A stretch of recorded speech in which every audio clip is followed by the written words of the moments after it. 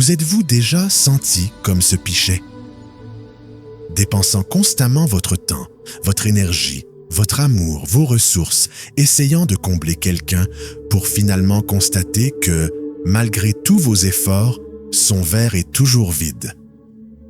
Avez-vous déjà répondu à un appel nocturne, traversé la ville en voiture, payé une facture, donné des conseils et prié jusqu'à en avoir mal aux genoux pour quelqu'un, pour finalement le voir retomber dans le même pétrin dont vous veniez de le sortir? En vérité, votre cœur est bon. Votre intention est pure. Vous percevez un besoin, et en tant que disciple de Christ, votre premier réflexe est d'aider. Mais que diriez-vous si je vous disais que parfois, la chose la plus aimante que vous puissiez faire pour quelqu'un est de cesser de l'aider? Et si votre aide était devenue une béquille, l'empêchant d'apprendre à marcher seul? Il existe une frontière profonde, et souvent mal comprise, entre être une bénédiction et être un facilitateur. Si nous n'y prenons pas garde, notre compassion peut être instrumentalisée contre nous, nous laissant manipuler, utilisés et spirituellement épuisés par des personnes qui ne recherchent pas vraiment le changement. Elles ne veulent pas de votre sagesse, elles veulent votre travail. Elles ne veulent pas de vos conseils, elles veulent votre argent. Elles ne veulent pas d'aide, elles veulent une aide perpétuelle. Proverbe 4-7 nous dit « La sagesse est la chose principale. Acquiers donc la sagesse, et avec tout ce que tu acquiers, acquiers l'intelligence. » Cela signifie que notre aide doit être guidée par la sagesse divine et non par de simples émotions brutes. Notre compassion doit être filtrée par le discernement. Dans cette vidéo, nous allons plonger au cœur de la parole de Dieu pour découvrir une vérité difficile, mais transformatrice. Il y a certaines personnes que Dieu nous met en garde de ne pas aider. Ces avertissements ne sont pas fondés sur l'opinion humaine ou un manque d'amour. Ce sont de puissants principes bibliques destinés à protéger votre paix, votre objectif et vos ressources, et à permettre finalement à l'œuvre parfaite de Dieu d'être accomplie. De nombreux chrétiens éprouvent un profond sentiment de culpabilité lorsqu'ils disent « non ». On nous a appris que refuser quelqu'un est contraire à la nature chrétienne. Mais Jésus lui-même, l'incarnation même de l'amour, a fixé des limites. Il s'est éloigné des foules. Il a refusé d'accomplir des miracles pour les sceptiques. Dans Matthieu 7,6, il a averti ses disciples de ne pas jeter leurs perles au pourceau, c'est-à-dire de ne pas donner ce qui est précieux à ceux qui ne feront que le piétiner. Si Jésus, dans son amour infini, comprenait la nécessité des limites, pourquoi nous sentons-nous si coupables de les fixer? Aujourd'hui, nous allons briser ce lien de culpabilité avec l'épée de la vérité. Explorons les 7 types de personnes que la Bible nous recommande sagement d'éviter d'aider. Premièrement, les personnes volontairement oisives et paresseuses. Mes amis, soyons clairs dès le départ. Il y a une différence immense entre une personne incapable de travailler et une personne qui refuse de travailler. La Bible regorge de commandements pour prendre soin de la veuve, de l'orphelin, du malade et des personnes véritablement opprimées. Mais elle offre un message radicalement différent pour celui qui en a les capacités, mais pas l'ambition. La paresse, au sens biblique du terme, n'est pas seulement une mauvaise habitude, c'est un état spirituel. C'est un choix conscient de rejeter le dessein de Dieu pour la productivité et la responsabilité. Pensez-y. Dieu lui-même est un ouvrier. Il a créé le cosmos en 6 jours. Jésus a dit « Mon Père est toujours à l'œuvre jusqu'à ce jour, et moi aussi je travaille. » Le travail n'est pas une malédiction, c'est un appel divin. C'est pourquoi l'apôtre Paul a donné un commandement aussi direct et choquant à l'église de Thessalonique. Il a écrit dans 2 Thessaloniciens 3,10 « Car lorsque nous étions chez vous, nous vous donnions cette prescription. Celui qui ne veut pas travailler ne mangera pas. » Dans notre culture moderne, cela paraît dur, presque cruel. Mais Paul n'était pas sans cœur, il faisait preuve de sagesse spirituelle. Il comprenait un principe divin. Dieu a intégré les conséquences dans la création. Si un agriculteur est trop paresseux pour semer, il n'aura pas de récolte. Ce n'est pas une punition divine, c'est une conséquence naturelle. En intervenant constamment pour protéger la personne volontairement oisive des conséquences de son inaction, nous perturbons le processus de correction bienveillant de Dieu. Imaginez que vous ayez un cousin, appelons-le Cyril. Tous les 2 ou 3 mois, Cyril vous appelle, paniqué. Il n'arrive pas à payer son loyer. Sa voiture est tombée en panne. Il a besoin d'argent pour faire ses courses. Il a une idée d'entreprise brillante et révolutionnaire, mais il lui suffit d'un petit investissement pour la concrétiser. Pourtant, vous remarquez une tendance. Cyril a tout le temps de mater des séries, de jouer des heures à des jeux vidéo et de passer du temps avec ses amis. Il a eu de nombreuses offres d'emploi auxquelles il n'a jamais donné suite car elles ne le passionnaient pas. Lorsque vous lui proposez de l'aider à rédiger son CV, il se retrouve soudainement occupé. Lorsque vous lui suggérez une agence d'intérim, il se dit surqualifié. Vous lui donnez de l'argent pour le loyer et vous êtes un héros. Mais vous n'aidez pas Cyril, vous lui faites du mal. Vous financez sa paresse. Vous lui apprenez qu'il n'a pas besoin de travailler, car quelqu'un d'autre portera toujours sa part. Votre aide est devenue l'encre même qui le retient dans le port de l'irresponsabilité. Vous l'avez privé de l'inconfort que Dieu avait prévu d'utiliser comme motivation. Proverbe 6, 9 à 11 dresse un tableau saisissant. Jusqu'à quand resteras-tu couché, paresseux? Quand te réveilleras-tu? Un peu de sommeil, un peu d'assoupissement, un peu de main jointe pour te reposer, et la pauvreté s'abattra sur toi comme un voleur, et la disette comme un homme armé. La Bible présente la pauvreté non pas comme une tragédie fortuite pour les paresseux, mais comme une invasion inévitable que leur inaction a accueillie. Les signes avant-coureurs de l'oisiveté volontaire. Ils invoquent constamment des excuses pour justifier leur chômage, mais disposent de beaucoup de temps pour les loisirs et les divertissements. Ils se croient tout permis, croyant que les autres sont obligés de subvenir à leurs besoins. Ils refusent des opportunités viables, attendant la situation idéale qui ne se présente jamais. Ils ne recherchent de l'aide qu'en cas de crise, mais ne font aucun effort pour planifier ou prévenir la suivante. Ils sont passés maîtres dans l'art de la manipulation, utilisant la culpabilité pour vous faire sentir responsable de leur bien-être. La parabole des talents de Jésus dans Matthieu 25 est un avertissement terrifiant. Le maître n'a pas condamné le serviteur pour un mauvais investissement, mais pour son inaction. Il l'a traité de méchant et de paresseux et lui a retiré son seul talent. La loi spirituelle est claire. Ce que vous refusez d'utiliser, vous le perdrez un jour. L'acte le plus aimant que vous puissiez accomplir pour un Cyril est de lui dire, avec gentillesse mais fermeté, « Je t'aime, mais je ne financerai plus ton inaction. Je ne porterai pas un fardeau que Dieu a prévu pour toi. Cela sera inconfortable. Ils pourraient se mettre en colère, mais vous préparez peut-être le terrain pour la percée dont ils ont besoin. » Numéro 2. L'ingrat chronique. Il existe un type de personne qui considère votre sacrifice comme une attente. Elle prendra votre temps, acceptera votre don, recevra votre aide et s'en ira comme si c'était un dû. Il ne s'agit pas seulement d'une mauvaise éducation, mais d'une dangereuse maladie spirituelle. L'ingratitude est le signe d'un cœur étouffé par l'orgueil et le sentiment d'avoir des droits. Jésus l'a vécu personnellement dans l'un des récits les plus poignants des évangiles. Dans Luc 17, il guérit 10 hommes atteints de lèpre, une maladie qui les avait rendus exclus, les privant de leur famille, de leur dignité et de leur avenir. Il leur a complètement restauré la vie. Pourtant, un seul, un Samaritain, un étranger, est revenu se prosterner à ses pieds et lui rendre grâce. La réponse de Jésus est déchirante. Il demande « Les 10 n'ont-ils pas tous été purifiés? Où sont les 9 autres ?» Il n'a pas seulement remarqué leur absence, il l'a ressenti. Cette question résonne à travers les âges. Où sont ceux qui ont reçu mais ne sont jamais revenus pour rendre grâce? Aider une personne chroniquement ingrate, c'est comme verser de l'eau dans un puits sans fond. Peu importe la quantité, elle ne sera jamais pleine. Vos efforts les plus importants seront accueillis avec indifférence ou, pire encore, avec critique. Pensez à un ami qui déménageait. Vous avez sacrifié tout votre samedi.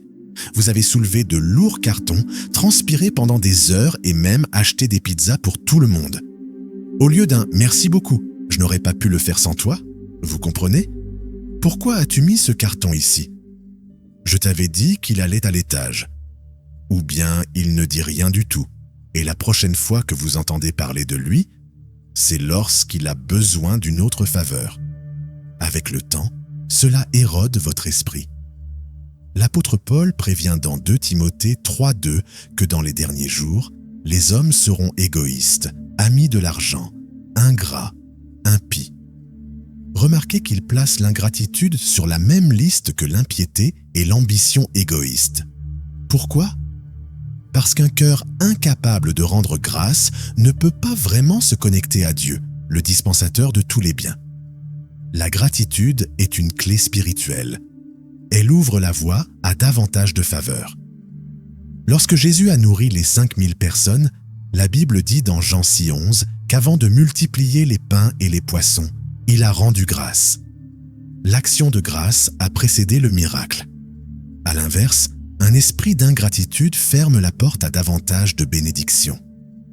Certaines personnes sont bloquées non pas à cause d'une malédiction démoniaque, mais à cause de leur propre ingratitude. Elles sont tellement concentrées sur ce qu'elles n'ont pas qu'elles oublient d'apprécier ce que Dieu leur a déjà donné, y compris les personnes qu'il a envoyées pour les aider. Proverbe 17:13 donne un avertissement effrayant. Le mal ne quittera jamais la maison de celui qui rend le mal pour le bien. Il ne s'agit pas seulement de ne pas dire merci, il s'agit de ceux qui profitent de votre gentillesse et vous la rendent par la trahison, les commérages ou la calomnie. Vous les avez aidés à trouver un emploi et ils vous volent vos clients. Vous les avez accueillis chez vous et ils manquent de respect à votre famille. Lorsque vous aidez à répétition quelqu'un qui ne témoigne aucune gratitude, vous dévalorisez ce don. Vous leur apprenez que votre temps, votre énergie et vos ressources ne coûtent rien. La chose la plus spirituellement saine à faire est de prendre du recul. Laissez-les ressentir l'absence de votre aide. Parfois, on n'apprécie ce qu'on a qu'une fois qu'on l'a perdu. Que le silence créé par votre absence soit la leçon où Dieu leur enseigne la gratitude. Numéro 3. L'orgueilleux et l'arrogant. La Bible ne se contente pas de décourager l'orgueil, elle lui déclare la guerre. L'orgueil est le péché originel, celui-là même qui a transformé Lucifer en Satan. Il est trompeur, destructeur, et c'est la seule chose qui garantit la résistance active de Dieu dans votre vie. Proverbe 16, verset 18 est sans équivoque. L'orgueil précède la ruine. L'orgueil précède la chute. Jacques 4,6 le rend encore plus personnel. Dieu s'oppose aux orgueilleux, mais fait grâce aux humbles. Arrêtez-vous et méditez sur ce mot. S'oppose. Lorsque vous aidez une personne orgueilleuse et arrogante, vous travaillez en substance contre Dieu. Dieu essaie de l'humilier face à ses difficultés, et vous intervenez, essayant de la sauver de la leçon même qu'il essaie de lui enseigner. L'orgueilleux est le « je sais tout » par excellence. Il peut vous demander de l'aide, mais ce qu'il recherche vraiment, c'est votre validation. Il ne veut pas de vos conseils, il veut votre accord. Imaginez que vous essayez d'aider un membre de votre famille, appelons-la Julie, à gérer ses finances. Elle est criblée de dettes et vous demande de l'aide. Vous passez des heures à établir un budget détaillé pour elle. Vous lui montrez comment réduire ses dépenses et comment établir un plan de paiement. Sa réponse ? Eh bien, ça ne fonctionnera pas pour moi, car ma situation est différente. Je ne peux pas réduire ma consommation de café le matin, c'est mon seul petit plaisir. Et je ne peux pas m'empêcher de faire des achats en ligne, c'est ma façon de me détendre. Elle argumente sur chaque point, défend chaque mauvaise décision et finit par rejeter l'aide qu'elle a demandée. On ne peut pas verser la sagesse dans une coupe pleine. La coupe d'une personne orgueilleuse déborde de ses propres opinions, de son ego et de sa propre suffisance. Essayer de l'aider est frustrant et vain. La Bible dit dans Proverbe 26, 12 « Voyez-vous une personne sage à ses propres yeux ? Il y a plus d'espoir pour un insensé que pour lui. C'est une déclaration stupéfiante. La Bible dit qu'il est plus facile d'aider un insensé qu'un orgueilleux, car au moins un insensé pourrait accidentellement tomber sur la sagesse. L'orgueilleux barricade intentionnellement son cœur pour l'empêcher. Il est crucial de distinguer la confiance en soi de l'arrogance. La confiance est enracinée en Dieu. Elle dit « Je peux tout par Christ qui me fortifie ». L'arrogance est enracinée en soi. Elle dit « Regardez ce que j'ai fait.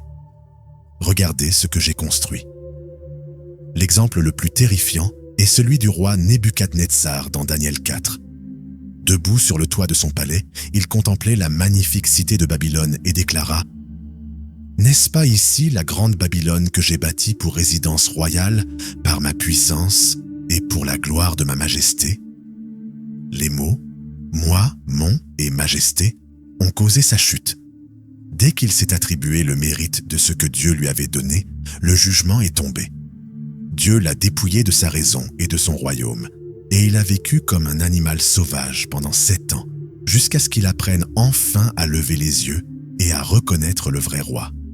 Lorsque vous voyez quelqu'un se diriger vers la chute à cause de son arrogance, votre instinct pourrait vous pousser à lui tendre un filet de sécurité. Mais parfois, la chose la plus aimante que vous puissiez faire est de vous écarter.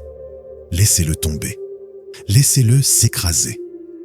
Le sol a une façon d'enseigner des leçons que les conseils bienveillants ne peuvent jamais donner.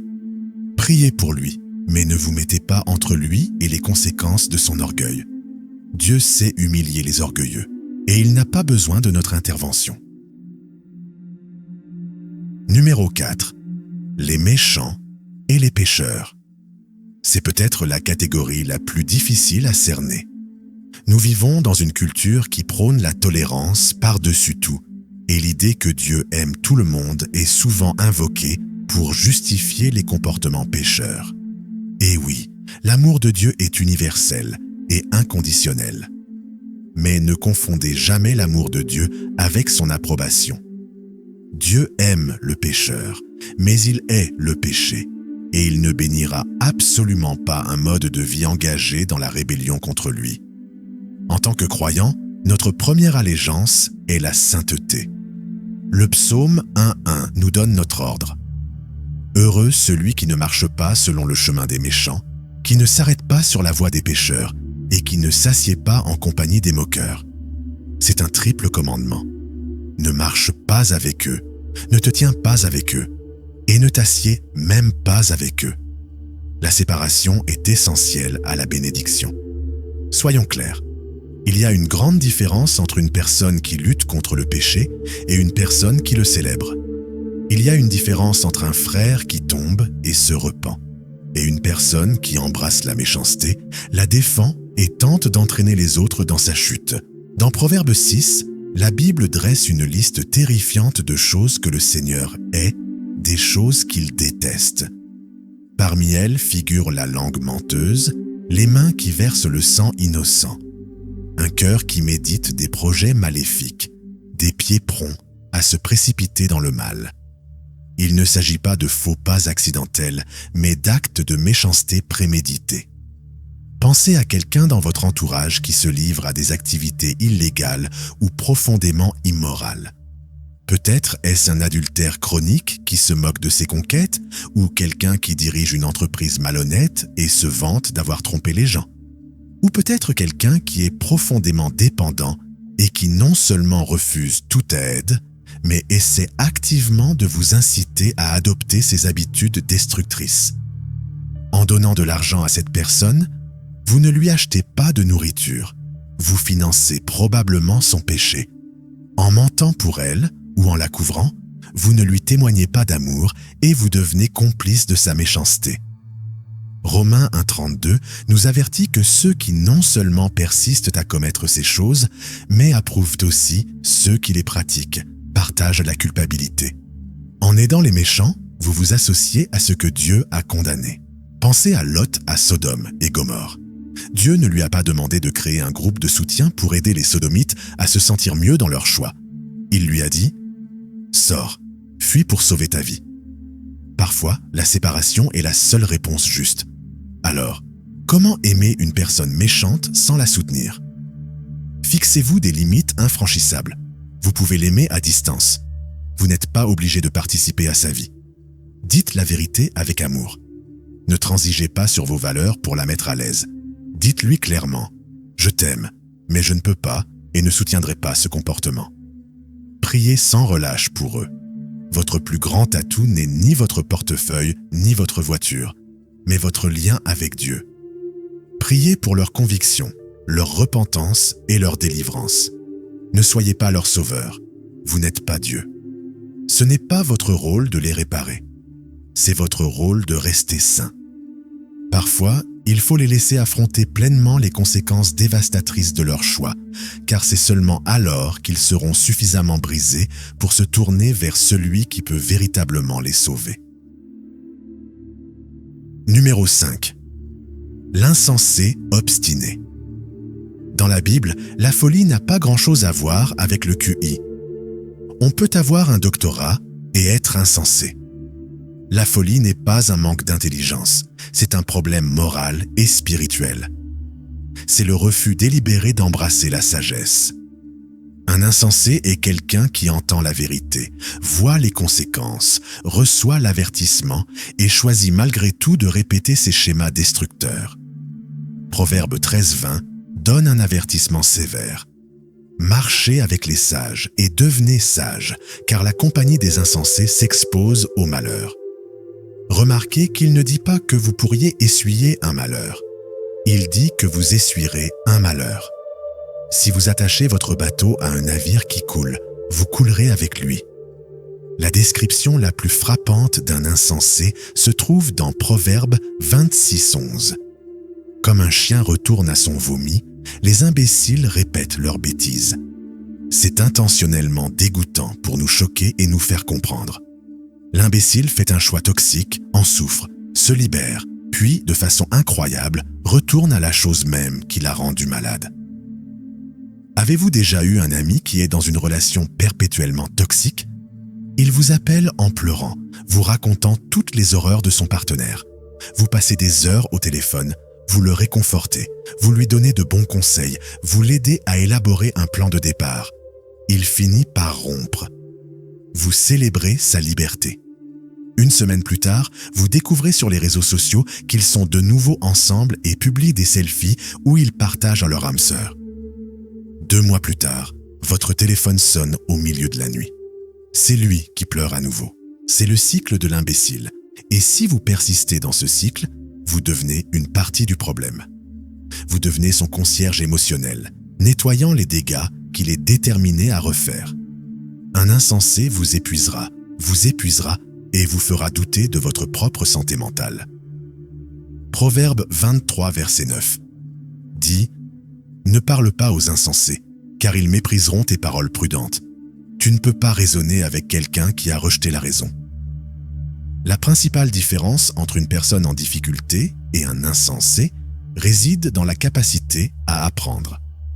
Une personne en difficulté dit « J'ai fait une erreur. Que puis-je faire différemment ?» Un insensé dit « J'ai fait une erreur, mais c'était de sa faute et je recommencerai probablement de toute façon. » Il veut du soulagement, mais pas de responsabilité. Il veut être secouru, mais pas de réforme. Proverbe 14:7 est un commandement, pas une suggestion. Éloigne-toi d'un insensé, car tu ne trouveras pas la connaissance sur ses lèvres. Parfois, la chose la plus sage et la plus aimante que tu puisses faire est de refuser de participer à son drame. Prends du recul, laisse-le assumer ses choix. On ne peut pas sauver un insensé de lui-même. Seule la grâce de Dieu, souvent à l'œuvre malgré des conséquences douloureuses, peut apporter l'humilité nécessaire au changement. Numéro 6. Le malhonnête et le manipulateur. Il y a des gens dont les intentions ne sont jamais pures. Ils ne vous voient pas comme une personne, mais comme une ressource. Ils vous approchent non pas parce qu'ils respectent votre sagesse, mais parce qu'ils ont identifié votre faiblesse, votre cœur tendre. Ce sont des personnes malhonnêtes et manipulatrices. et la Bible nous met en garde contre elle. Proverbe 12, 22 déclare « L'Éternel déteste les lèvres menteuses, mais il se plaît en l'homme fidèle. » La tromperie est le langage naturel de notre ennemi. 2 Corinthiens 11, 14 nous rappelle que Satan lui-même se fait passer pour un ange de lumière. Cela signifie que la tromperie la plus dangereuse n'est pas toujours évidente. Elle se cache souvent sous les traits de la sincérité, de la vulnérabilité et du charme. Une personne manipulatrice est un maître de la manipulation émotionnelle. Elle sait exactement quelle ficelle tirer pour obtenir ce qu'elle veut. Le sentiment de culpabilité. Je te croyais, mon ami. Je suppose que je ne peux pas compter sur toi après tout. L'histoire de la victime. Ils sont toujours en crise, mais ce n'est jamais de leur faute. Le monde est contre eux et tu es leur seul espoir. La flatterie. Ils vous couvrent de compliments et d'éloges, vous faisant sentir comme la personne la plus formidable au monde, juste avant de vous demander une faveur énorme et inappropriée. La cocotte minute. Ils créent un faux sentiment d'urgence. J'ai besoin de l'argent d'ici ce soir, sinon je serai expulsé, vous forçant à prendre une décision hâtive sans réfléchir ni prier. Proverbe 26, versets 24 à 25, donne cet avertissement d'une précision effrayante. Les ennemis se cachent avec leurs lèvres, mais au fond de leur cœur, ils cachent la tromperie. Bien que leurs paroles soient charmantes, ne les croyez pas. Pensez à Dalila avec Samson. Elle ne l'a pas attaqué avec une épée. Elle est venue avec des mots doux, des larmes feintes et des déclarations d'amour. Elle l'a manipulé en remettant en question son affection pour elle, se plaignant. Comment peux-tu dire « Je t'aime » alors que tu refuses de te confier à moi? Elle l'a usé de son charme jusqu'à ce qu'il lui livre le secret de sa force, ce qui a conduit à sa capture et à sa destruction. Si vous aidez quelqu'un et que vous avez le cœur serré, soyez attentif. Si vous vous sentez sous pression, coupable ou confus, ce n'est pas le Saint-Esprit, c'est le signe avant-coureur d'une manipulation. Si l'histoire de quelqu'un change constamment, si les détails ne concordent jamais, vous avez parfaitement le droit de prendre du recul. Dieu ne vous appelle pas à être un détective, mais il vous appelle au discernement. Vous n'êtes pas obligé d'aider quelqu'un qui s'est montré malhonnête. Se protéger d'un manipulateur n'est pas égoïste, c'est une sage gestion du cœur que Dieu vous a donnée. Numéro 7. L'impénitent volontaire. Cette dernière catégorie est l'aboutissement de nombreuses autres. La personne impénitente est celle qui a été confrontée à son péché, qui connaît la vérité et qui décide consciemment « Je ne changerai pas ». Il y a une différence monumentale entre une personne qui lutte contre le péché et une personne qui s'y est enracinée. L'une tombe et se relève, implorant le pardon. L'autre s'endort dans son désordre et s'y sent chez elle. L'Épître aux Hébreux donne l'un des avertissements les plus inquiétants de toute l'Écriture. Hébreux 10, 26 dit « Si nous continuons délibérément à pécher après avoir reçu la connaissance de la vérité, il ne reste plus de sacrifice pour les péchés. » C'est une pensée terrifiante. Être impénitent est une attitude de rébellion contre Dieu lui-même. C'est un cœur qui dit « Je sais ce que dit ta parole, ô Dieu, mais ma voix est meilleure. » En aidant continuellement une personne dans cet état, vous ne faites pas preuve de miséricorde, vous la protégez de la conviction du Saint-Esprit. Vous la sauvez des circonstances mêmes que Dieu utilise pour tenter de briser son obstination. La parabole du fils prodigue dans Luc 15 en est la leçon ultime. Lorsque le fils réclama son héritage et partit vivre dans le péché, que fit le père? Il ne le poursuivit pas. Il ne lui versa pas d'aide financière mensuelle. Il n'engagea pas de détective privé pour le retrouver et le tirer d'affaire. Il le laissa partir. Il a laissé son fils subir pleinement les conséquences douloureuses et humiliantes de sa rébellion. Ce n'est que lorsque le fils s'est retrouvé fauché, seul et si affamé, qu'il était prêt à manger de la pâtée de porc que, selon la Bible, il est revenu à la raison.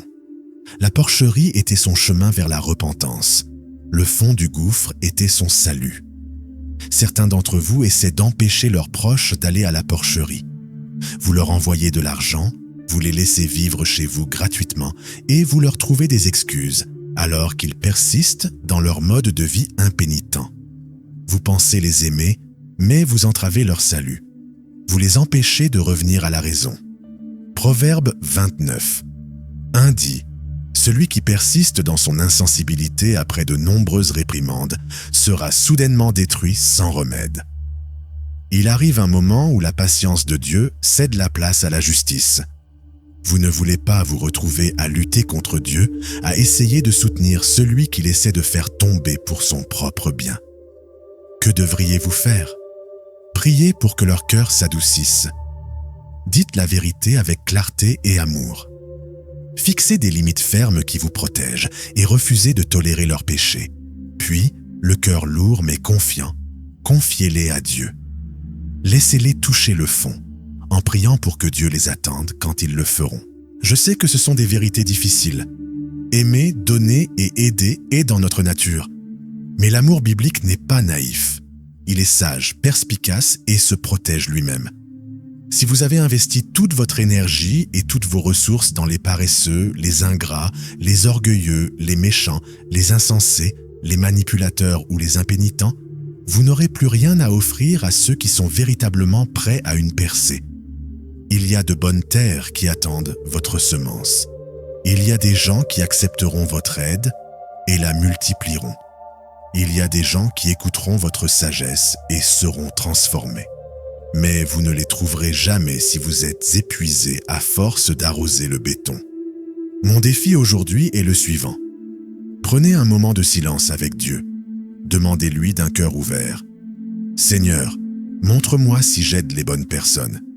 Est-ce que j'apporte de l'eau à une bonne terre? Ou est-ce que je gaspille mes efforts et que j'interfère avec ton œuvre ?» Ayez le courage d'écouter sa réponse. Être un gestionnaire avisé de vos ressources n'est pas égoïste, c'est obéissant.